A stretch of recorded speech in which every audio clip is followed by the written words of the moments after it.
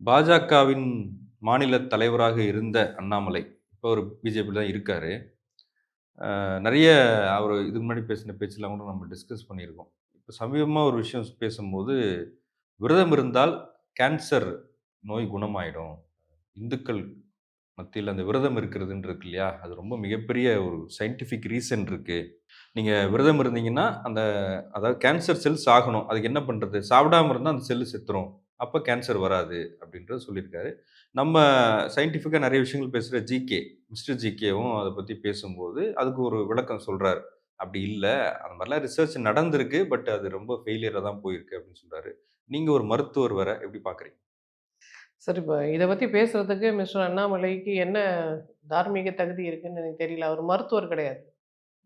இப்ப கேன்சர் செல்ல பத்திலாம் பேசுறதுக்கான எலிஜிபிலிட்டியே அவர் கிடையாது.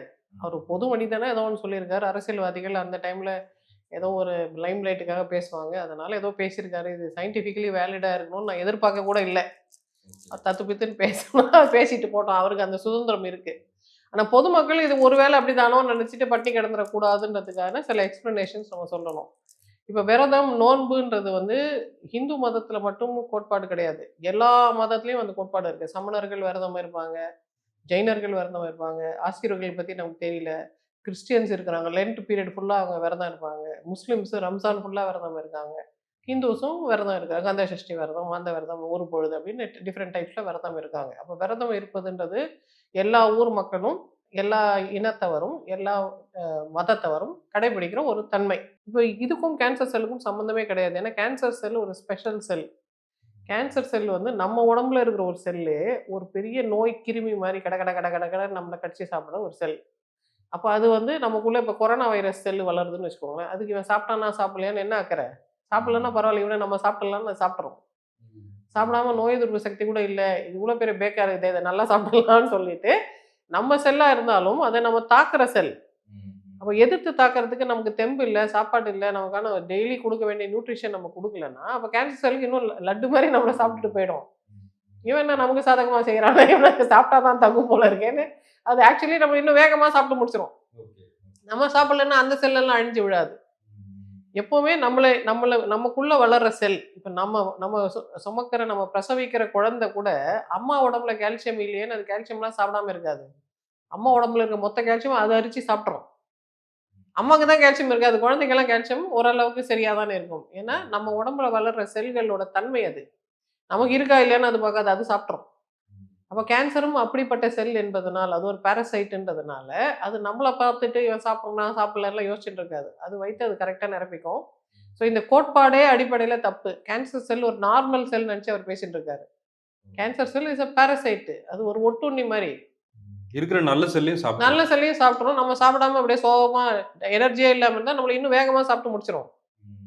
அப்ப இந்த கோட்பாடே சயன்டிஃபிக்கலி இன்வாலிட். அத பத்தி அவர் ஏன் பேசினாரு எனக்கு அப்போ புரியல. விரதம் இருக்கிறதுல என்ன நன்மை இருக்கு? விரதம் இருக்கிறது எந்த கலாச்சாரங்கள் விரதம் இருக்குன்னா, ரொம்ப அவங்களுக்கு மிகை இருக்கு. ரொம்ப சாப்பிட்டு, சாப்பிட்டு பெருத்து இருக்காங்க. கொஞ்ச நாள் சாப்பிடாம இருக்கலாம். அப்பதான் உடம்பு ஆறும். இப்ப ஃபார் எக்ஸாம்பிள் கால் பிளாடர்ல ஸ்டோன் இருக்கு. இல்ல டாக்டரே சொல்லியிருக்காங்க உபவாசம் இருங்க. அது நல்லது அப்டின்னா அவங்க விரதம் இருப்பாங்க. ஆனா இதோட முதன்மை எங்கேருந்து வருதுன்னா, ஜெயின மதத்திலேருந்து வருது. ஜெயின மதம் எப்படிப்பட்ட மதம்னா, நுகர்வதே தவறு, குற்றம். எதையும் நீ பார்க்காத, எதையும் நீ கேட்காத. கண்ண மூடிக்கோ, காத மூடிக்கோ, சாப்பிடாத. ஒரு நாளைக்கு ஒரு வேள மட்டும் சாப்பிடு. சூரியன் அஸ்தமிக்கிறதுக்கு முன்னாடி சாப்பிட்டுறணும். ஒரே ஒரு ரொட்டி தான் சாப்பிடணும். இந்த மீட் சாப்பிடக்கூடாது, இந்த காய்கறி சாப்பிடக்கூடாது, பூமிக்கு மேல விளையிறது தான் சாப்பிடணும், பூமி கீழ விளையிறத சாப்பிடக்கூடாதுன்னு 1000 ரூல்ஸ் வச்சிருக்காங்க. சரி, 1000 ரூல்ஸ் நீங்க வச்சிருக்கிறீங்களே, நீங்க ஜெயிச்சுட்டீங்களான்னா, எந்த விதத்திலயும் அவங்க ஜெயிச்சவங்களே கிடையாது. அவங்க ஜனத்தொகையில ஒரு வீழ்ச்சி அடைஞ்சுட்டாங்க. அவங்களுக்கு தானே அதிகமான டிபி வருது. அவங்களுக்கு தானே அதிகமான தொற்று வியாதிகள் வருது. ஏன்னா, அவங்க இம்யூனிட்டி ரொம்ப கம்மியா இருக்கு. ஏதோ ஒரு காலத்துல அவங்க ஏதோ ஒரு பிரச்சனைக்கான பிராயச்சித்தமா அந்த மதம் கண்டுபிடிக்கப்பட்டிருக்கலாம். இன்னொரு விஷயம் என்னன்னா, இப்ப அண்மை கால சயின்ஸ் என்ன சொல்லுதுன்னா, சில சில சமயத்துல சில நோய்கள் வருதுல்ல. ஃபார் எக்ஸாம்பிள் இன்ஃப்ளூயன்ஸா பேண்டமிக்ன்னு ஒண்ணு வருது. கொரோனா பேண்டமிக்ன்னு ஒண்ணு வருது. இந்த மாரி சில நோய்கள் கொஞ்ச நாள் கழிச்சு தான் நமக்கு தெரிய வருது. அது மூளையிலயும் சில பாதிப்புகள் ஏற்படுத்துது. சில விதமான நம்பிக்கைகளை அது மாத்துது. சில விதமான மூளை கோளாறுகளுக்கு இந்த மாரி வந்து சில பேண்டமிக் தான் காரணம்ன்றது பிற்காலத்துல தான் நம்ம கண்டுபிடிக்கிறோம். அப்போ 3000 வருஷத்துக்கு முன்னாடி ஏதோ ஒரு பேண்டமிக் வந்து இது நான் சும்மா ஒரு தியரிட்டிக்கலா சொல்றேன். மைண்ட் எக்ஸ்பெரிமென்ட்டா யோசிச்சு பார்ப்போம். 3000 வருஷத்துக்கு முன்னாடி ஏதோ ஒரு நோய் வந்து, அந்த நோயினால சில பேர் இறந்து போயி, அதுக்கு பிராயச்சித்தமா சரி கடவுளே எங்கள் வீட்டில் இத்தனை குழந்தைங்க செத்து போயிடுச்சு, சரி நாங்கள் இனிமேல் உபவாசம் இருந்து கடவுளுக்கு காணிக்கை செலுத்துகிறோம் அப்படின்ற எண்ணம் மனிதர்களுக்கு வந்து அதை எழுதியே வச்சுருந்தாங்கன்னு வச்சுக்கோங்களேன். அந்த தன்மைக்கு அந்த சமயத்துக்கு அவங்க யோசனை அவங்களுக்கு லாஜிக்கலாக இருந்திருக்கலாம். இப்போ நம்ம திங்கிங் வேற இல்லை. நோய் ஏன் வந்தது? எதிர்ப்பு எதிர்ப்பு சக்தி இல்லைனால வந்தது. எதிர்ப்பு சக்தி ஏன் இல்லை? ஏன்னா புரதம் இல்லை. புரதம் ஏன் இல்லை? ஏன்னா அவங்க கறி சாப்பிடல. ஒருவேளை அவங்க கறி சாப்பிட்ட இப்போ கோவிட் வரும்போது முதல்ல கோவிடுக்கான டயட்டை எஸ்டாப்ளிஷ் பண்ண கேரளா ஹெல்த் கேர் சென்டர் என்ன பண்ணாங்க, அவங்களுக்கு நிறைய மீட் கொடுத்தாங்க, முட்டை கொடுத்தாங்க, பாதாம் கொடுத்தாங்க, வேர்க்கடலை கொடுத்தாங்க, புரோட்டீன் சாப்பிடுங்க. அப்போ தான் நோய் எதிர்ப்பு சக்தி வரும். அப்போ தான் கோவிடை நீங்கள் பீட் பண்ணுவீங்க. நமக்கும் கோவிட் வைரஸ்க்குமான யுத்தம் இது. நீங்கள் சாப்பிடுங்க, அப்போ தான் நீங்கள் ஜெயிப்பீங்கன்னு நம்ம சொன்னால் ஜெயிச்சோம் நம்ம. அப்போ அந்த கோட்பாடு சரியா, இந்த கோட்பாடு அன்னைக்கு இருந்த தகவலுக்கு அந்த கோட்பாடு அவங்களுக்கு சரின்னு பட்டுருக்கலாம். இன்னைக்கு இருக்கிற அறிவியல் முன்னேற்றத்தில் இன்னைக்கு நாம கண்டுபிடிச்சிருக்க கோட்பாடு இப்போதைக்கு சரி. இன்னொரு 1000 வருஷத்துக்கு அப்புறம் இன்னொரு 1000 வருஷத்துக்கு அப்புறம் நமக்கு அப்புறம் வர சந்ததியினர் நம்ம சொல்ற கோட்பாடு தப்புன்னு கூட சொல்லலாம். இதை விட பெட்டராக ஒரு ஐடியா அவங்க கண்டுபிடிச்சிருக்கலாம். அப்போ அந்த இன்ஃபர்மேஷனுக்கு நம்ம மாறிடுவோம்.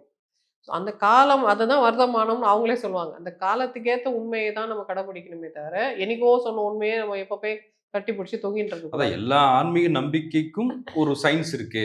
முன்னோர்கள் முட்டாள்கள் இல்லை அந்த அப்படின்ற காலத்துல அன்னைக்கு இருந்த மேக்ஸிமம் சயின்ஸ்ல தான் அவங்க அதை சொல்லியிருக்காங்க. ஆனா அன்னைக்கு சொன்ன சயின்ஸ் இன்னைக்கு நம்ம முறியடிச்சிட்டோம்னு வச்சுக்கோங்களேன். அப்போ அதை கண்டுபிடிச்சவங்க என்ன முன்னோரா இருந்தா என்ன, உங்க முன்னோரா இருந்தா என்ன, அவங்களுக்கு அது செட் ஆகலைன்னா அது இன்னைக்குமே நம்ம பயன்படுத்தக்கூடாது. நம்ம ஒரு காலத்துல ஸ்லேட் பல்பத்துல எழுதியிருந்தோம் சார். இப்போ யாராவது ஸ்லேட் பல்பத்தில் எழுதுறாங்களா? எங்கள் தாத்தா பாட்டிலாம் பல்பத்தை வச்சு தான் எழுதுனாங்க. ஸ்லேட்டில் பல்பம் வச்சு எழுதுவாங்க. அதுதான் படிக்கிறதுக்கு உண்டான சிறந்த வழிமுறைன்னு ஒரு 100 வருஷத்துக்கு முன்னாடி நம்ம சொல்லியிருக்கலாம். இன்னைக்கு இருக்கிற குழந்தைங்க டேப்லெட்டில் அவங்க ஸ்டைலஸ் வச்சு எழுதுறாங்க. அதுக்குன்னு டிராயிங் போர்டு வச்சு அது கம்ப்யூட்டரோட கனெக்டடாக இருக்குது. இங்கே வரைகிறதெல்லாம் கம்ப்யூட்டரில் வருது. இப்படி தான் படிப்பேன்னு அந்த குழந்தை சொல்லுது. அது வரையுது, அது எழுதுது, கிரியேட்டிவாக நிறைய விஷயம் பண்ணுதுன்னா, அந்த குழந்தைகிட்ட போய் உங்கள் பாட்டியெல்லாம் பல்பத்தில் தான் எழுதுனாங்க, நீ என்ன ஸ்டைலஸ் வச்சு எழுதுற, இதெல்லாம் ரொம்ப தப்புன்னு நம்ம சொல்லுவோமா? சொல்ல மாட்டோம். இது முன்னேற்றம். உனக்கு கிடைச்ச உனக்கு கிடைச்சிருக்கிற வசதிகளை வச்சு நீ இன்னும் அடுத்த லெவலுக்கு டெவலப் ஆயிட்ட, நாங்க பார்த்து பெருமைப்படுறோம், அழகா வரேன்னு நம்ம சொல்லுவோம். அது மாதிரி மத ரீதியான கோட்பாடு கூட அன்னைக்கு இருந்த உச்சக்கட்ட அறிவை வச்சு அவங்க சொல்லிட்டாங்க. அதை நம்ம குறை சொல்லல. அன்னைக்கு அது ரெலவெண்டா இருந்திருக்கலாம். இன்னைக்கு வேற ஒண்ணு ரெலவெண்டா இருக்கு. இல்ல சயின்டிஃபிக்கா நம்ம ரொம்ப தூரம் வந்ததுக்கு அப்புறம் கூட இப்ப இன்னைக்கு வரைக்கும் கேன்சருக்கு மருந்து இல்லல்ல. இல்ல கேன்சருக்கு மருந்து இருக்கு. நிறைய வகையான கேன்சர். நீங்களே நிறைய பேர் பார்க்குறீங்க. கேன்சர் வந்து இல்ல அது ஜெயிச்ச நபர்களே ஜெயிச்ச நபர்கள் இருக்காங்க.